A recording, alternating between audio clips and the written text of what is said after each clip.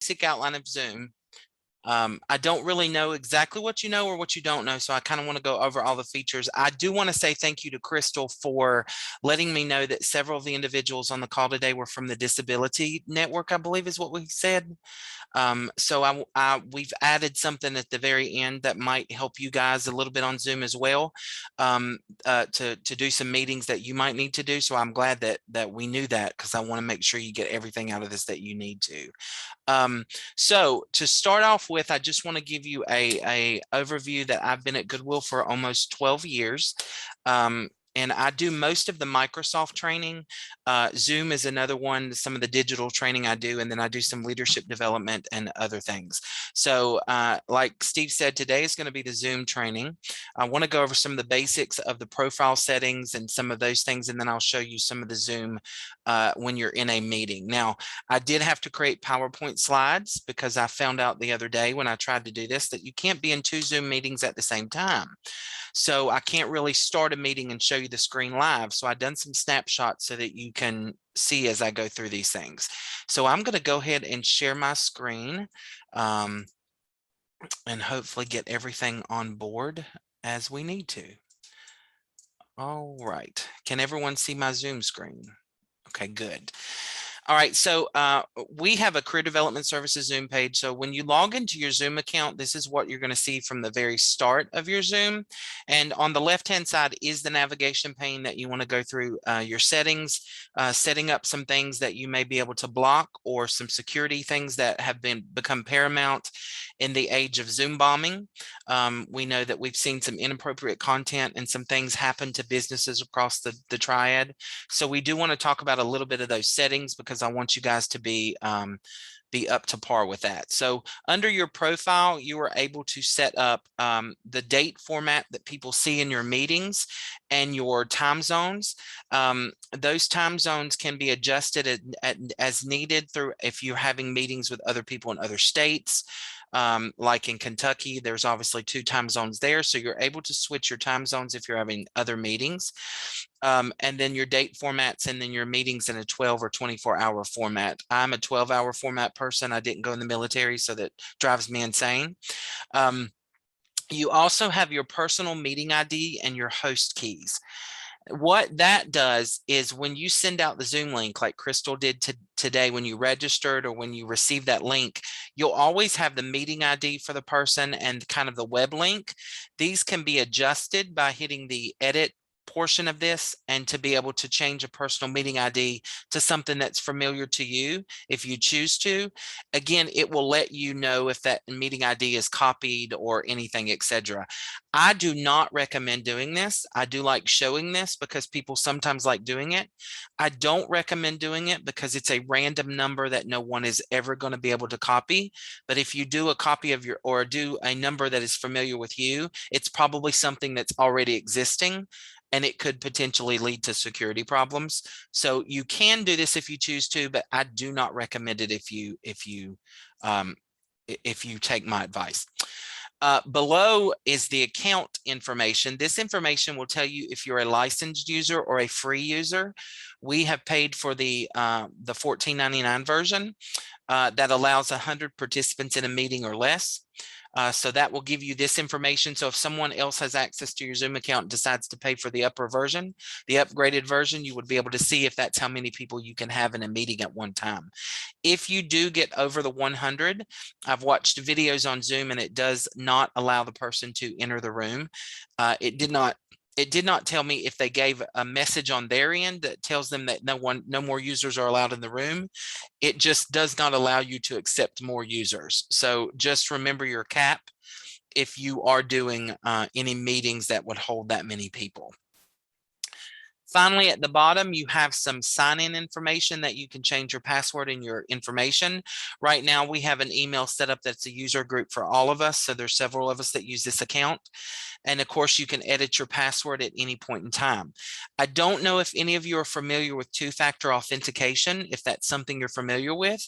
But what that means is that you'll have to have either a text or a sign-on separately. So you'll be signing on twice in effect every time you sign on to a Zoom account. We do not turn it on Zoom, but we do turn it on other features. So that just gives an added level of security in case there are people that are trying to enter your Zoom rooms or hack your organization for any reason. It also allows you to set your link some work email accounts if you need to. We do not have that feature on our paid version. That would be further into the enterprise version that you're able to do that. The final thing on this kind of profile setting up is if you guys are Google users, Outlook users, or an Exchange account user. Okay, so I'll say this again. If you're Google, your Google calendars, your Microsoft Exchange accounts, or your Microsoft Outlook accounts. If you are a user of those three, then you might want to look at some of these configured settings. I won't set it up now because that'll mess up our account, but you're able to connect your calendars to Zoom as a connector. So when things are set up, it automatically sets it in those calendars as you choose to. One of the things that we've done in our organization is the master email account that this account is attached to. We have created that calendar inside of that account. So when we set up Zoom accounts, we can all see everything that's happening in Zoom at one time instead of having to log in because we don't want to give that password out too many times. So if that's something that would benefit your organization, you're welcome to email me later or talk to me as needed, and we'll go through that if you want to do that. All right. Any questions on the profile setup of your account? And again, this is really important because that's the master security for your account. Okay. All right. Under the admin, you'll see a personal navigation screen over here, and you'll also see an admin screen over here.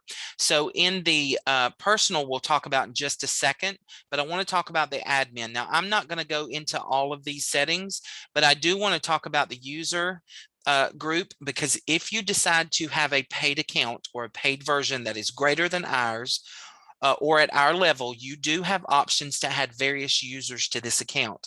It'll be one master account, but you can add individual users to this account by going into the user menu and selecting add users, and you're able to set up individual logins to this account so you can master that security a little bit further. Under the group management, you're able to select groups of individuals. So from those users, you're able to put users into groups that can host meetings together and send out notifications from the group itself. So you're able to add groupings of those users if you choose to. And then finally, under role management, this allows you to, after you set up the users for this account, so you'll have one master account and then various users, but be mindful that every user has got to be licensed. So for instance, the master account for us, like CDS software, that master account is licensed. So if I choose to add myself as a user, I have to pay an extra additional $14.99 a month to license me as an additional user. So again, it can be a little bit costly, but if you do have the funds available to do that, setting up 3 to 5 users in a group could potentially be beneficial to some organizations. If you're able to do that, and I think I have a chat, so let me look. Do all users have licensed access? Yes. Yep, I did answer it. Sorry, Lauren. So once you've had the users set up and they are licensed, you're able to give them 3 different roles in the organization or in the Zoom account. That is the owner of the account, the admin of the account, and then a member of the account. The owner and the admin of the account have extremely high privileges to adjust things, change passwords, and allow users for different access. The member identification only allows them to log on and use whatever you set up for them to use. The last thing in this menu that I will go over, and again, if this is something that you're really interested in, we can set up a Zoom part 2 and kind of go more in depth into all this if you need to. And I'll take a moment to plug Steve and Crystal while I say that. The survey that comes out, that's the time that you would be able to say that. If you want an extra Zoom class with more information or something further inside of this course, please let us know in those surveys so that we can create that material for you and get you what you need. The last thing that I want to talk about is under the account manager here. And under Account Manager, again, you can go back to your profile and some of those settings. But before I go to account settings, I want to show you reports.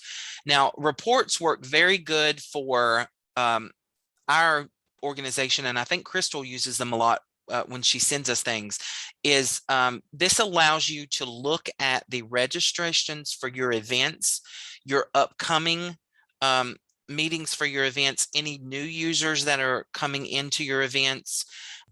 If you have any recordings that are available, these are the types of account reports that you can run on your account. One of the most used ones is the meeting report. So I'll go into this. It allows you to download a generated Excel report of all of the users that were approved or denied to your classes or your meetings so that you can see the attendees. A lot of organizations such as us need to know the attendees of our class so we can calculate those attendance records. These reports, if they register directly through Zoom, allows you to pull that immediately from the Zoom account and then go ahead and just have that in an Excel spreadsheet. It's very beneficial for that. I do know that within a specific amount of time, and I don't know it off the top of my head, Zoom does delete those after a while. So make sure you're kind of reading that fine print when you do download those reports to see how long exactly that report is going to maintain in your system. The other thing that a lot of people find very beneficial in this is their upcoming meetings and webinars. So if you have a long list of stuff in your Zoom account, you're able to run a report of that and see it in a listing mode. And then, of course, the daily one a lot of people use, and that is to show you the daily number of users, meetings that you're having during a day, and the participants that are in those meetings. So depending on the way that you want to aggregate this data, these reports are very beneficial. They come out as Excel files or CSV files that you can manipulate very easily from your Zoom account. Any questions for the reporting side? All right. And then under the administration account management, you have account settings. These are very important for you to kind of thumb through and go through as you set up your Zoom accounts, because you want to make sure that your security on your Zoom account is as high as possible, or that it's as high as you need it to be a very effective software for you and your organization and have that protection. So when you click on account settings, naturally the very first option that comes up is the security, because again, Zoom has had a really significant time and trouble with people hacking those accounts. So these things are things like you require all meetings to be secured. You have participants in a waiting room before you allow them into the meeting. So that keeps people from being able to jump immediately into your meeting, and you can deny them access if you do not know them. You also have the ability to select meeting passcodes. So when you get your Zoom emails from the registration, you'll see that there's a passcode that you have to enter, sometimes a number. If you have that on, that is required before anyone can sign on into a meeting. They will not even let them into the waiting room. You also have the ability to require a password for people joining by phone. So sometimes people will circumvent the process, because I don't know if you guys are very familiar with kind of the IP addresses that are associated with digital devices. Tablets, phones, computers, and everything all have a different macro software in the background that allows them to sneak around things that are secured for specifically a laptop, or specifically for a desktop computer, or specifically for a phone. So sometimes individuals that are extremely sophisticated in the hacking industry are able to recognize that you only have stuff for a desktop computer. So having that require a password for the phone, if they sign on through their phone, is a good thing to have on, because they cannot really circumvent the password process. And then, of course, again, you can set password requirements. So they have to be extensive passwords. And then, of course, the list goes on. So I don't want to take up too much of our time today going over some of those security settings, but I do encourage you as a user to go through these security settings to make sure that things are at the highest possible level, to not be a hindrance to you, but to be at least of a protection to your organization or to you personally. The other things that you can look into for the settings of your account is when you schedule a meeting. It allows you to set whether they can join via telephone or computer audio, or whether they can only join from one of the two. You can allow them to join before the host allows them in, which I don't recommend, but you're able to do that. Meeting settings to allow people to host, private chat, etc. And some of those settings you can set inside of this meeting screen, and we'll see that in just a second. You also, in this menu, can set that calendar contact again. So that calendar integration that I was talking about earlier, you have some settings here that you can set up again with that. And then, of course, your email notification, you can set up specific things to email those users by default. So if a meeting is canceled, it will automatically send. So the best example I can give is that we'll go in and we'll say, all right, we're not having the consortium training today. We're going to go ahead and cancel that meeting. The person deletes the meeting from the Zoom account. Instead of you having to email everybody to make sure they got that information, Zoom will automatically send an email out to every registrant of that meeting or class and say Zoom has canceled and the title of your meeting. So that's kind of a benefit that they continuously monitor those things and keep those going. So you can set those account things in your system as well. When someone is scheduled for a meeting, it'll send them a reminder, etc. You also have the ability, now I will go ahead and show you in our screen. Let me go back to the top. So in the personal side, under the meetings tab, that's where all of your meetings are going to be listed. And we just have a few in this account. So I'm going to go to one at the bottom so I don't mess up anything. When you go into the meeting that you have set up, so let me show you how to set up a meeting. You'll go into the very top of your screen and you'll go to schedule a meeting. And then you will schedule the meeting based on your parameters. So the title of your meeting will be the first, is called topic. It's not called title in Zoom, it's called topic. So whatever the title of your webinar, meeting, screen, etc., it's going to be there. You're going to type in something. You can also put in a description here. It is optional, but you have a description that people can read, and it gives kind of a little bit of information about what the class is. You're able to set your time frames for the meeting and your duration here. And again, you're able to switch the time zones based on if you're hosting a meeting for a different location. You can also select these two check boxes, which allow you to have a recurring meeting. So for instance, every single month we meet from 12 to 1 on the same topic. You can hit recurring meeting, and it will give you the option to select whether it's daily, monthly, weekly, etc., just like you can your Outlook calendars. You're able to set the parameters of how long this is going to last, how often this lasts, and how soon this occurrence continues. And that will go ahead and book Zoom out for the remainder of your occurrences. If you select registration is required, then that will make a person register with their Zoom account before they are able to enter your meeting. Now, they don't have to have a personal account with Zoom. It just takes them to a registration screen where you're able to make them answer a couple of questions, and I'll show you that in a second. Your meeting ID is generated automatically, or you can use the personal meeting ID that you have inside of your Zoom account. I recommend in this portion to always do generate automatically, because that means that every Zoom account will have a different meeting ID, and that means it's harder for people to break the security of that meeting. You're able to set up templates. You'll see at the bottom where it says make this a template. What that means is that you set the same settings almost every time in every one of your meetings. You'll make this a template, and people are able to select that template and just change the title, and that'll keep them from having to set these settings every time. You can also do a passcode here. It's generated automatically unless you change that passcode. You can change it to your preference, but I do recommend that you let Zoom do it automatically, because again, that heightens your security. The waiting room command section allows you to only admit the users by the host. So that means they have to be in the waiting room first, and then they're admitted by the host. You can require authentication to join. That's kind of that two-factor authentication. So you'll make the host sign on twice, or the participant sign on twice, to make sure that they are verified users of the account. And then of course you have the setting for the computer or telephone audio or both.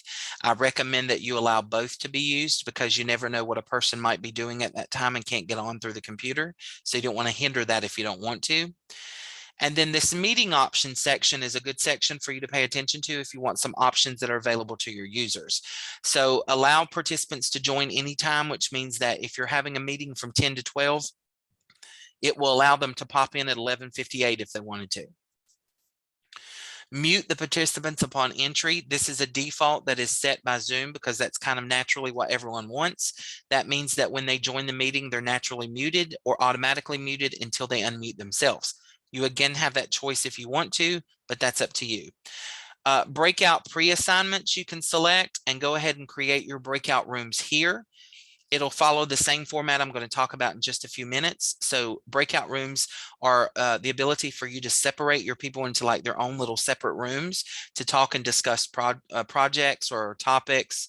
And you can, as the host, can bounce into those rooms at will and enter them as you want to, but your participants will be assigned to those rooms specifically for an allotted amount of time, and then you'll bring them back to the main meeting room at any time that you choose to. Then automatically record your meetings. Again, that's your option. If you want to check that, you can automatically record your meetings from the very start. When you begin, when you start your meeting, it will automatically record. And then approve or block entry from users from specific countries or regions. I read an article the other day that the federal government Zoom account uses this option because they know that there are certain countries that should not be able to access those things. So they'll go ahead and block it from specific regions. I have not found anybody other than that uses that specification. And then you have the option to enter a specific alternate host. So if Crystal had entered my email address today, when she started the meeting, it would have automatically made me a host as soon as I popped in. And then the last option here is to allow alternative hosts to add or edit polls. I would not recommend that unless you're hosting for a trainer that is really doing the rest of your meeting. And once you're done, you save this and it will save it into the meeting section. I didn't create it on purpose, again, because of that reason. But I'll go into like my Microsoft. So once you set it up, each one of these classes you can edit and go into. So when you set it up, go back into the class by clicking on it, or the meeting, clicking on it. And then again, it shows you all of these options here. And down at the bottom, it will show a section. So if this particular meeting does not have required registration because we just send out the code right before the class. But down here in this section, you'll see that save as a template. So I'm allowed to save as a template. Let me make sure. Does alternative host name have to match name participant list and include an email? Yes. So my email is rvance@trygoodwill.org. So if you make me a host, it has to match the email address that I'm using to get onto there. And because you're using it as an email address, there's no other verification that I know of that it's going against. So yes, if it's an alternative host of the meeting, then yes, you would have to have an identical matching email. Down here in this bottom part, if you require registration, there would be a section that said edit or approve registrants. And all you would click on the edit section, and it would show you just a screen that pops up that has all of the registrants like on a list with a checkbox beside their name. And you're able to automatically resend that link just by clicking a button instead of having to email those users individually. If they're a registrant already and you've required registration, it's literally just a click of a button to copy and resend that email of join the meeting today. Here's the link again in your passcode. It makes it very efficient and very easy to use. The polls, we'll talk about a little bit again in this other side of the presentation, but a poll, I don't know if any of you have ever been in a training where a trainer will say, all right, guys, I'm going to ask you a question. And it's going to pop up on your screen. How many of you are familiar with Microsoft Excel? Please answer it really quickly and we'll see this. And then on your screen, it shows 65% are very familiar, 2% are not familiar. Okay, that's where you set the poll questions. So let's create a poll, right? So if we create a poll here, you just type in your question. You would select the type of answers you want to give. Can they only answer with one answer, or can they select multiple things? How many of these electronic devices do you use daily in your life? So they might select 4 or 5 of those devices. So just depending on whether you want one answer or multiple answers, you can select that. If it's multiple answers or single answers, you'll see it as a radio button, which is a circle. If it's a multiple answer, you will see it as a checkbox, which allows you to check multiple ones. And then, of course, you can add as many choices as you want and then change the name of each choice as you see fit. And then again, you're able to reorganize them. So I can move choice 1 down, maybe choice 4 up by maneuvering them up. So you can reorder your choices. And then, of course, you can delete them if you've gotten too many of them. Once you have done this, you can add as many questions as you want, and then you have the choice to save it. And then once you're inside of your meeting, you can pop those polls up at any point in time, and they'll be able to answer those questions. Okay. You'll also see an option when you launch the poll. It will say show live results or wait to show results. You have a choice of showing those live results. And you also want to use the option that says allow people to do it anonymously, because maybe it's a question where people don't want to answer with their names. All right, I think I have a chat. How do you pull up a poll during the meeting? I will show you in just a minute. I love the questions today. All right, so that's how you do stuff on your account side of the setting. Now, I'm going to drop this screen for a second, and then we're going to look at a screen. Now, these are PowerPoint slides, and I again, there's no way to have 2 meetings, so I apologize. But this looks like the screen that you would see when you join a Zoom meeting. These will blow up in just a second for you to see them a little closer. But again, down at the bottom, you'll always see your microphone and your camera. And then, of course, you'll see all of these little tidbits down here based on what the account person has set up for this. So when you sign on, sometimes you'll see share screen. And then when you click on it, it'll say host has not allowed participants to share screen. So I'll show you some of those settings. But again, this is where you would access some of those things. This is also where you would launch a poll, right? Because the user, the host of the meeting, when they click on poll, they would see the launch poll screen, and then you on your side would see the dialog box that pops up. All right, so this is the main screen, and then of course all your command buttons are down here.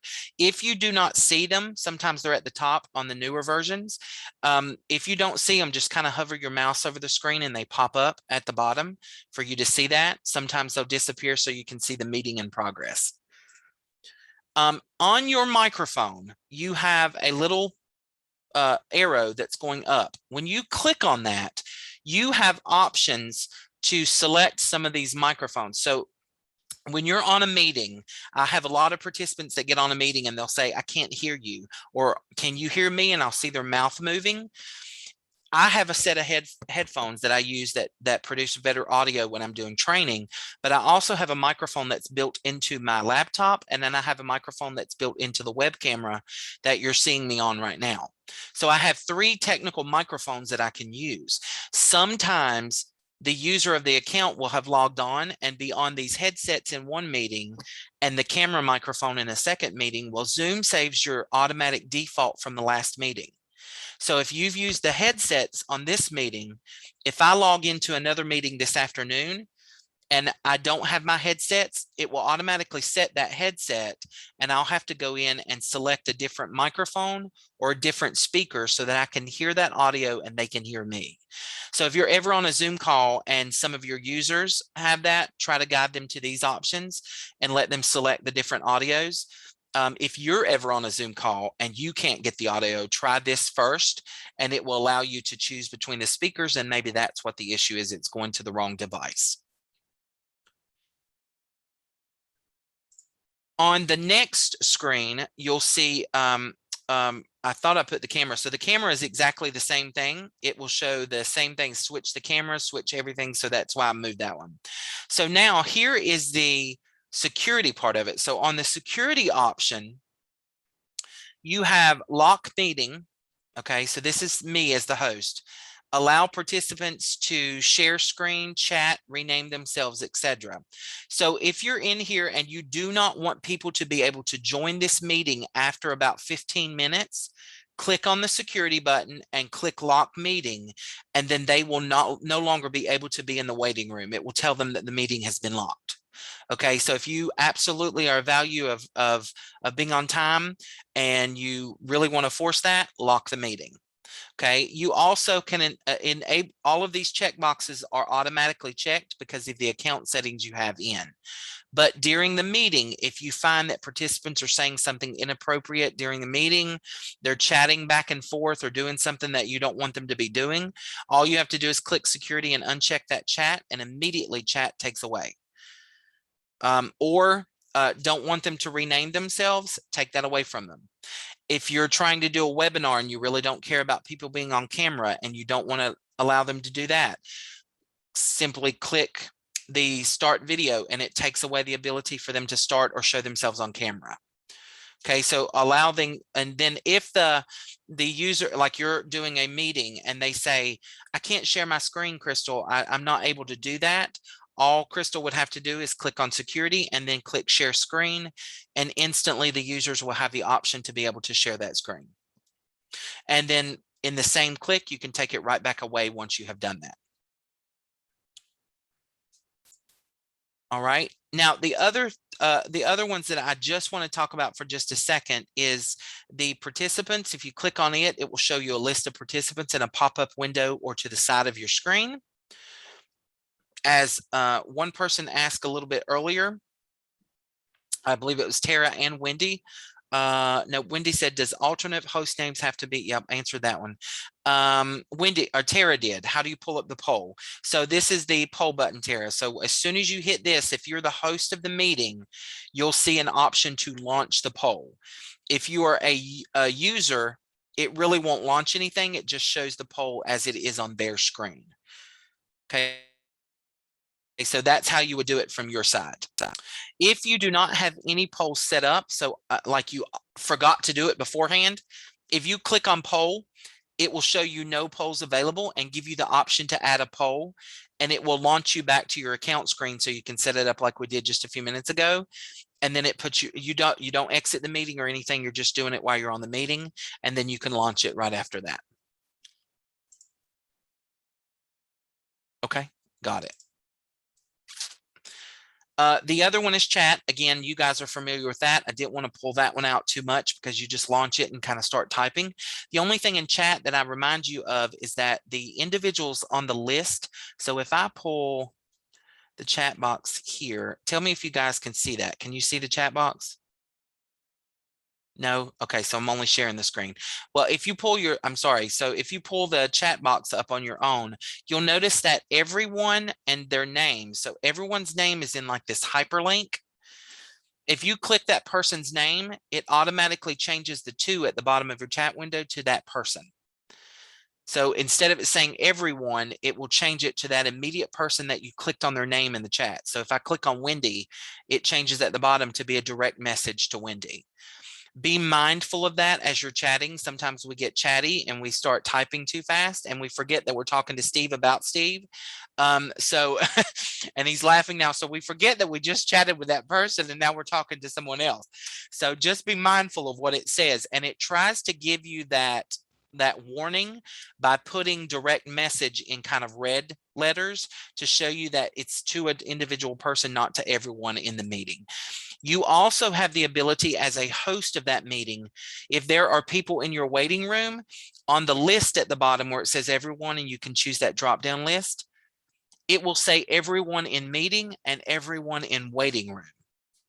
So if you've got people in your waiting room and you don't want them to feel like they're not getting access to you or something's happening, you can send a chat out to the waiting room. They cannot respond that I know of. I haven't had people respond, but you can send it out and say the host will let you in about 2 minutes prior to the meeting. Thank you for joining. So at least they know that people know they're in the waiting room. So that option is available to you as a host as well. Okay, any questions from there? All right.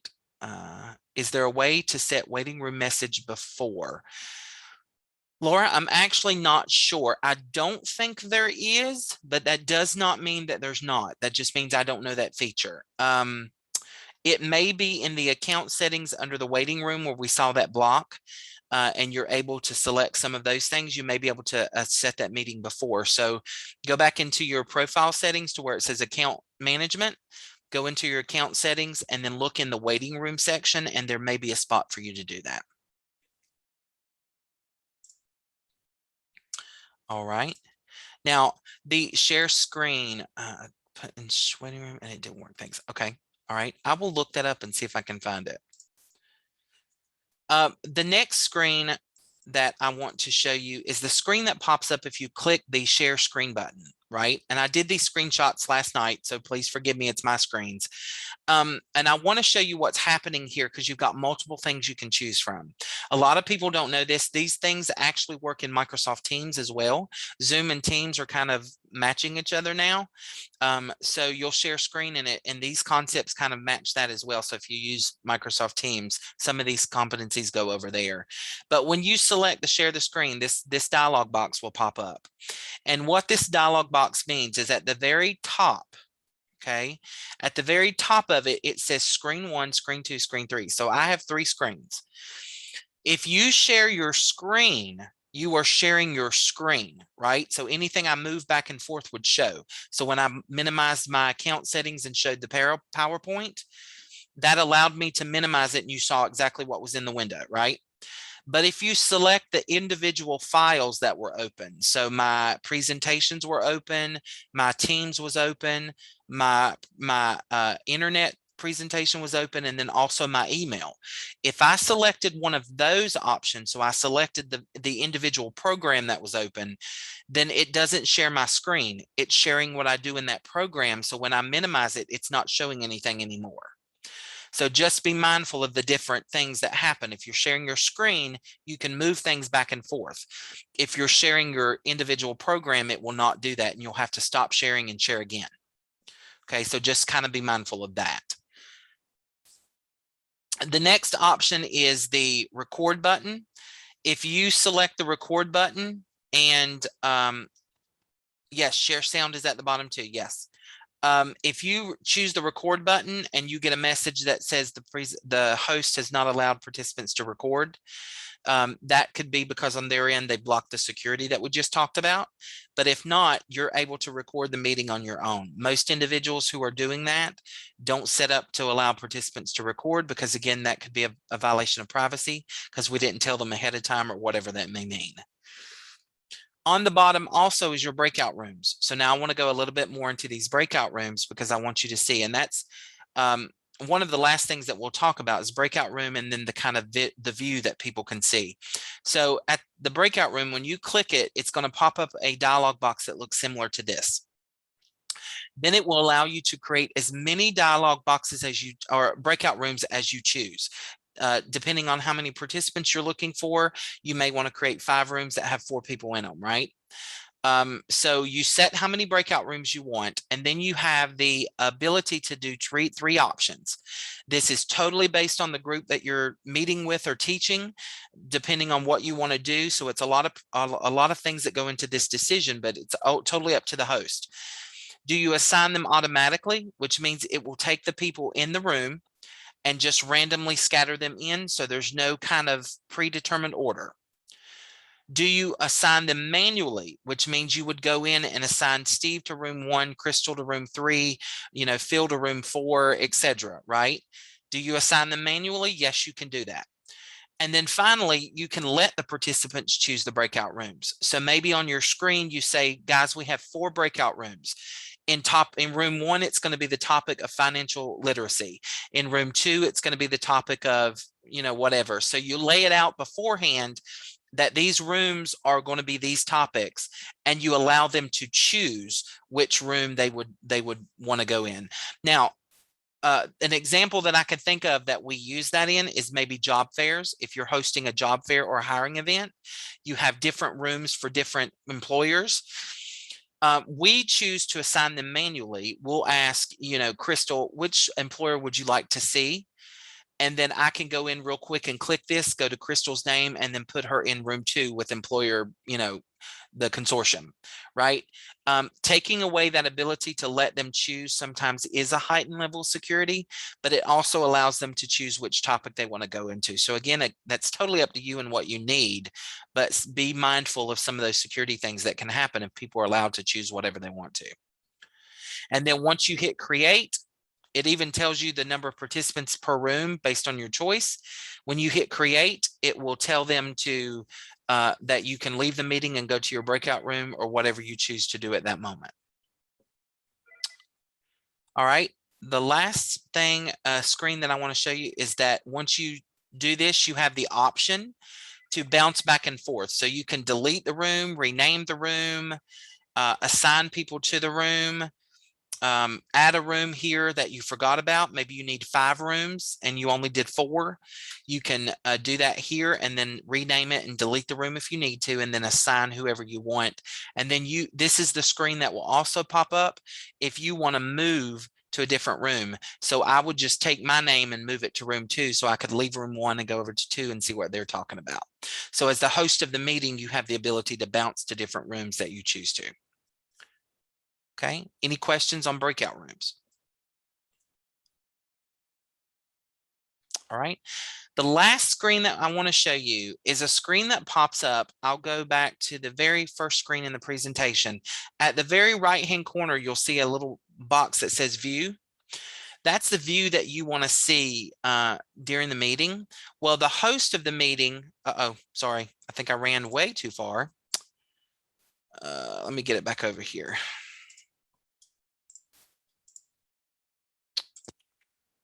Right, perfect. So the host of the meeting has what's called an immersion view. So if you are doing, I use this when I do team building classes virtually. You can set this up prior and it will not allow them to change this view.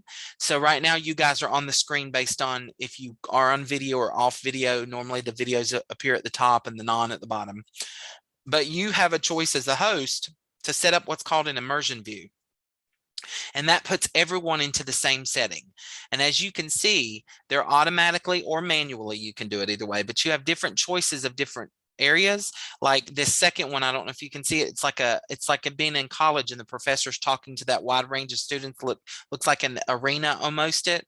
You can also put them beside the fireplace. You can put them in a classroom setting or an event setting.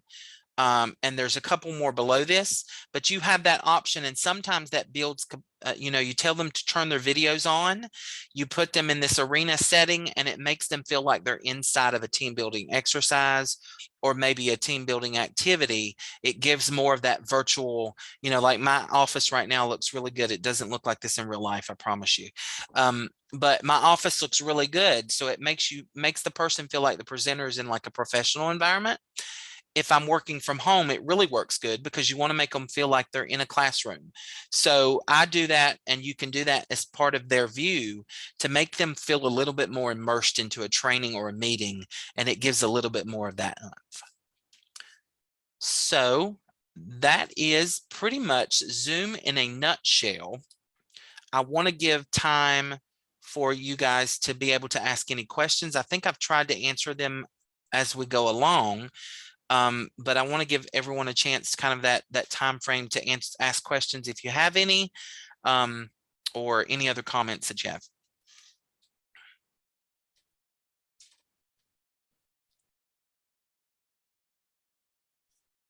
All right, I got one at the bottom. Which menu option was the immersion on? So at the very top of your screen, Tara, in the right-hand corner, you see a button that says view. If you're a participant, you don't see it, right? But if you're the host of the meeting, one of those view options would say immersion view, and that's when you can manually make everybody see that. Gotcha. Thank you. Yes, ma'am.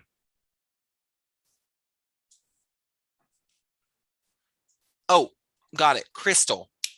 Crystal, I forgot to do this because I want to make sure we get this. Crystal, can you share your screen for me? Because I can't be in 2 meetings. I want to give you some of the accessibility options to go through as well, because of some of you guys, again, in the network that may have individuals who have to have that. So I want to make sure we're good. Crystal is going to go down, show us her Zoom screen. If she can. Let's see. Let me try something else. Okay. Hold on. And I have a plan B. If not, I have a plan B in my head. Let me get out of this. Okay. Let me see what I can do here. Second screen one. Let's see if this works. It's still sending me to this other screen. Okay. So let's do it this way. So all of you who can do this, go down to your video camera and click on the arrow that appears beside of it. That arrow, there's an option that says video settings. All right. Under video settings, it'll pop up a dialog box. On the left-hand side, down on that menu, all the way at the bottom, it has accessibility. All right. And since you can't see it on my screen, I won't really go too much in detail with it. But what you want to do is look through that list at the very top, that little slider bar that you see. You're able to increase the font for individuals that may have visual impairment. You're able to include some audio things and closed captioning for people that may not be able to hear very well or have a hearing impairment. So you're able, it does down at the bottom, accessibility. On the left-hand side, I don't know whose screen I'm looking at. This is Tara. Oh, Tara. Yes, I get to see Tara's screen. She got so, it. Richard. So you can see now, guys, on your screen. Yes. At the very top, you see that closed captions. You're able to increase that font when you do that, because that will someone who can't see very well or is not able to do that, you can include those accessibility features to make that experience on their end an extremely better experience than most trainings have. And again, it is totally a list of things that you can look at, because we're running short, so I don't want to go through them all. But again, you have that option to change some of those accessibilities. If you have any specific questions, again, Crystal and I were talking about this right prior to the class. So if you have any questions, what I would do is just Google Zoom accessibility and read some of those things, because there's other things that you can do that you don't realize you can do that will change the experience of the user on the other end to make that more accessible for them. So I just want to, sorry. No, you're fine. I'm so sorry. So I tried this before with this virtual background, or just like my office logo, company logo, and then it's like inverted. Well, how do I get that? So Tara, please stay on your screen. Stay on your screen because you're doing good. Can you show me that same menu again for me? I'm going to try to show it. Is it Miss Adrian? Okay, I didn't want to get it wrong. It's okay. Back to that one you popped up where we went to the menu and did all that. There's another menu I can show her. So on the, let me look, on video, yes, down at the bottom, you see Tara's video, and then over to the right where there's all those check boxes, it says mirror my video. So if you've got a background and filter, you can click on background and filter and it will invert it back to the other way. So it's like looking in a mirror. Yeah. Yes. Yeah. There you go. Got it. Awesome. Thank you. So now it doesn't look like hope for Lels. It now looks like Wheels for Hope. So we're good now, aren't we? awesome. Tara, thank you. Please repeat your recommendation screen sharing screens. Phil, tell me a little bit more about what you're looking for so I get it right. When you were going through that, you were talking about the difference between if you're in a program like Word or PDF or whatever versus, I guess, your online options at the time. And I think you mentioned that one was better than the other, or kind of be careful about that. So it was just basically the security of it. So when you're sharing screens, the platform, the online, what he's talking about, the online version is your account settings. You're not actually in a meeting yet. I just wanted to reiterate with the screen sharings that you just want to be able to allow that at your will, because individuals can, like Tara, again, I love that she could do it. I'm just using it as an example.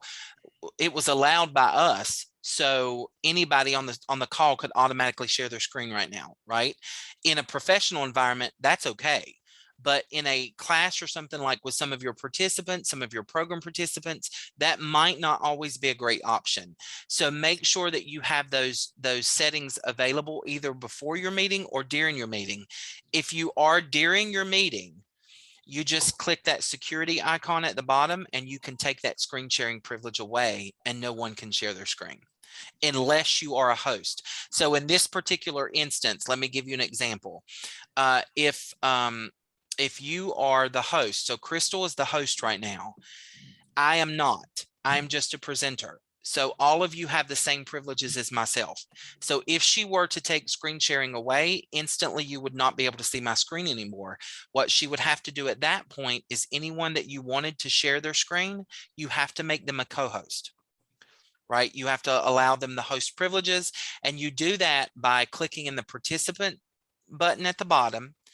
Their name will appear in a list, and then you hover over their name and it gives you a button that says more, and you're able as the host to allow them to do certain things. You can even change their name if they put something inappropriate. You can make it what you want to make it. So you have a lot of options as a host while you're in a meeting to like quickly change things if something happens. Okay, Tara, thank you. I really appreciate, Tara, for you sharing your screen. I really appreciate that. My pleasure. And Laura, we do have a live class that we do. If you wanted a brief tutorial, I'm more than welcome to, record a video on that, and kind of, it's like no more than 15 minutes to kind of give a tutorial on what Zoom etiquette should be and how you should, present yourself while you're on a Zoom call. I definitely could do that, but we do a live session. We don't have actually a tutorial at the moment, but I can create one. All right. I've decided what I'm going to do when I retire, and that is that I want to become Richard's agent so that I can make sure the world is filled with the beneficiaries of your good teaching. Oh, well, thank you. No, I really, I don't know, this is maybe the 5th or 6th one that I've been on. And so that's why, for those of you who don't already know me, that's why I've been teasing and saying things like this. This is the fan club, but it's because I genuinely do mean that, and with appreciation for Richard, that he's done such wonderful job of training on a number of packages and platforms, and really appreciated that, Richard. You're welcome. Thank you, Tara. And again, I will take a moment before we end to plug, and then Laura, I'll answer your question. I'll take a minute to plug. Those surveys are extremely valuable because it's the opportunity for you to share your experience, for us to be better. I'm a continuous improvement person and I love to improve. So if you can think of topics that you want to cover, I'm a research person and I will do it in a heartbeat to get you the information you need. Because again, in these professional careers, we're good at what we do, but we don't always have time to learn specific tasks that would be valuable to us.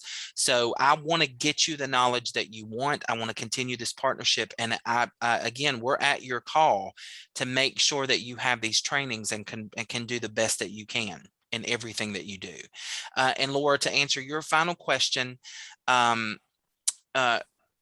you cannot really tell if they're on an iPhone unless they don't name themselves, because naturally iPhones will go, it'll say iPhone or their phone number, but it doesn't specifically say iPad or something unless they've named it that and forgot to change their names or something.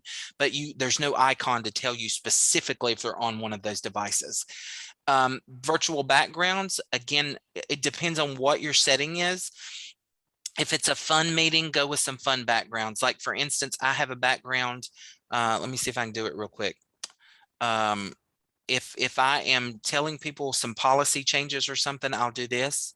I'll be funny and say I'm in the briefing room and I just go ahead and just like la it out.